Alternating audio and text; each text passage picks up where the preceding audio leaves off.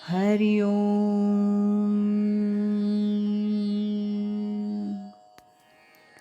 सार्थक वाटे झालिया वेचाचे, जीवनगाथा एका तपस्विनीची या शीर्षकांतर्गत पूजनीय स्वामीभक्त डॉक्टर सुषमाताई वाटवे यांच्या संकलित आत्मवृत्ताचं वाचन आपण ऐकत आहोत. आज ऐकूया यातील प्रकरण 5, सद्गुरू कृपेचा परिसस्पर्श, याचा भाग 71. 30 जुलै 1996, गुरुपौर्णिमेचा परम पवित्र दिवस. गुरुपूजनासाठी परगावची बरीच साधक मंडळी पुण्यात आलेली होती. सकाळी 8:30 पासून गुरुपूजनाला प्रारंभ होणार होता. परंतु आदल्या दिवसापासून स्वामीजींची प्रकृती ठीक नव्हती. आदल्या दिवशी स्वामीजींनी अंथरुणावर पडूनच सर्वांकडून पूजा स्वीकारली होती. त्यानंतर डॉक्टर प्रकृती तपासण्यासाठी आले होते.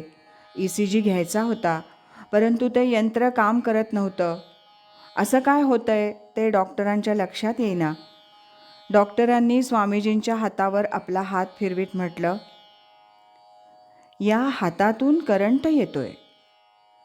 स्वामीजी शांतपणे प्रसन्न चित्तानं म्हणाले, हा देह आता तसाच झालाय. जरा वेळानं यंत्र सुरू झालं. आम्हाला त्यावेळी स्वामीजींच्या बोलण्याचा अर्थ उलगडला नव्हता.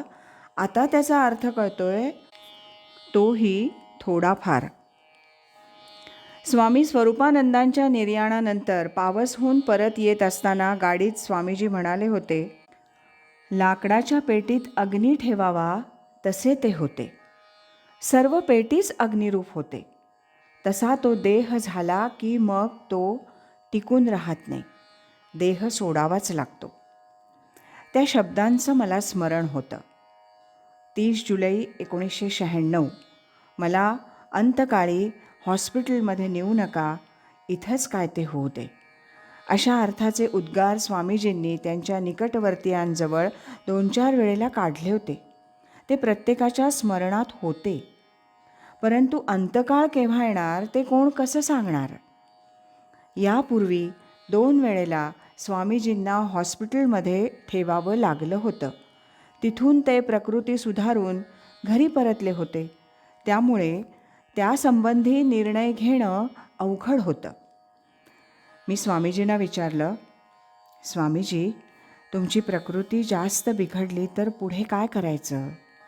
त्यासंबंधी निर्णय कोण घेणार? तुम्ही सांगण्याच्या स्थितीत असला तर ठीक, नाहीतर. स्वामीजी चटकन म्हणाले, तुम्ही डॉक्टर आहात ना, तुम्ही निर्णय घ्यायचा, इतरांना त्यात काय कळतंय. स्वामीजींच्या या उत्तरामुळे आयत्या वेळी निर्णय घेण्याची जबाबदारी साहजिकच माझ्यावर आली. 30 जुलैला सकाळी स्वामीजींचं स्नान आवरलं आणि प्रकृती एकदम बिघडली. घरची 2-3 मंडळी, आम्ही 1-2 साधिका एवढेच त्यावेळी स्वामी निवासात स्वामीजींजवळ होतो. डॉक्टर या नात्यानं घरी जेवढे उपचार करणं शक्य होतं तेवढे मी करत होते. डॉक्टरना बोलावण्याचा प्रयत्न सुरू होता. साधारण अर्धा तास वेळ मिळाला असेल, पण बाहेरून डॉक्टर येण्यापूर्वीच स्वामीजी शांत झाले होते. श्वास, नाडी, हृदयाचे ठोके हळूहळू बंद होत होते. हे मी पाहत होते, परंतु काही करू शकले नव्हते. घरी का हॉस्पिटलमध्ये हा प्रश्न स्वामीजींनीच स्वतः सोडवला होता. नित्याची येणारी साधक मंडळी, गुरुपूजनाची मंडळी, डॉक्टर येऊन पोहोचण्यापूर्वीच स्वामीजींनी देहत्याग केला होता. ते सद्गुरूचरणी लीन झाले होते. मला स्वामीजींचे शब्द आठवले, जिथं स्वामी स्वरूपानंद गेले तिथंच मला जायचं आहे. गुरुपौर्णिमेचा दिवस, सकाळची वेळ, सर्व शिष्यवर्ग पूजनासाठी जमलेला. त्याच वेळी स्वामी निवासात स्वामी माधवनाथ समाधीस्थ झाले होते. 30 जुलै 1996. स्वामीजींनी सकाळी देह ठेवल्यावर दुपारी काही ज्येष्ठ साधक एकत्रित बसून दुसरे दिवशी सकाळी जी महायात्रा वैकुंठाकडे जाण्यासाठी निघणार तिची व्यवस्था कशी असावी यासंबंधी विचारविनिमय करू लागली. तेव्हा अशा वेळी नेमकं काय असावं यासंबंधीचे विचार स्वामीजी मोकळेपणाने बोलत असत ते माझ्या लक्षात असल्यानं मी तसं सर्वांसमोर बोलून दाखवलं. त्यावर कुणाचं फारसं दुमत झालं नाही आणि दुसरे दिवशी 31 जुलैला त्याच पद्धतीनं महायात्रा अत्यंत शांतपणाने पार पडली. विधीपूर्वक देहावर सर्व संस्कार झाले. सरलाताईंच्या मातोश्री 1988 वारल्या त्यावेळी आम्ही वैकुंठ दहनभूमीत उपस्थित होतो. अतिशय थंडी असून देखील रात्री 8 नंतर स्वामीजींनी आजींच्या देहावर सर्व संस्कार ओलेत्यानं केले होते. नंतर घरी बोलताना स्वामीजी आपल्या चिरंजीवांना म्हणाले होते, मी गेल्यावर देखील असेच सर्व संस्कार करायचे बरं का.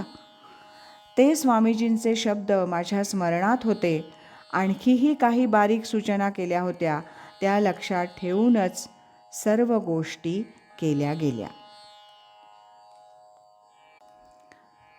आज इथेच थांबूया. यानंतरचा 72वा भाग आपण उद्या ऐकूया.